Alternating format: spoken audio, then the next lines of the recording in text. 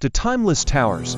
The history of architecture in New York. It was a breezy afternoon in Manhattan when Emma, a curious 16-year-old aspiring architect, stood gazing up at the towering skyline of New York City. Her eyes sparkled with wonder as her father, a historian, began weaving a story about the city's rich architectural history. "Do you know," he asked, "that each of these buildings tells a story, a tale of dreams, ambition, and innovation?" And with that, they embarked on a magical journey through time. The Dutch beginning 1600s. Emma imagined herself walking through the narrow cobblestone streets of New Amsterdam, as New York was called in the 1600s. The buildings were small and practical, made of wood and brick. The Dutch settlers built simple homes with steep roofs and large chimneys to withstand the cold winters. These homes were the seeds of New York's architectural journey, her father explained. The colonial charm 1700s. As they walked further, Emma pictured elegant Georgian-style homes with symmetrical designs, brick facades, and tall windows. These homes reflected the English influence of the time.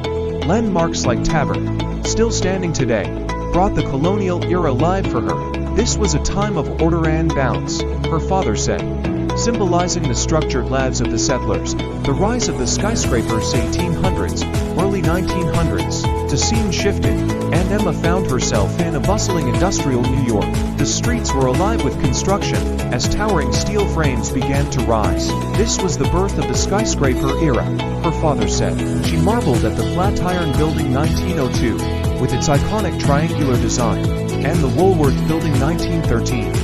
Known as the Cathedral of Commerce. Architects like Louis Sullivan and Cass Gilbert were revolutionizing the cityscape, creating structures that soared into the heavens. This was when New York started to define its ambition, the Art Deco marvels, 1920s, 1930s. The next stop was the golden era of Art Deco.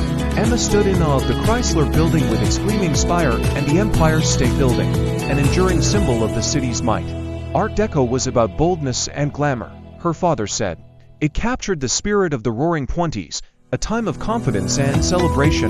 The Modernist Revolution mid-1900s. The journey continued into the mid-20th century, where Emma found herself surrounded by sleek glass and steel buildings. Architects like Ludwig Mies van der Rohe and Philip Johnson introduced modernism to New York with structures like the Seagram Building. These buildings focused on simplicity and functionality, her father explained.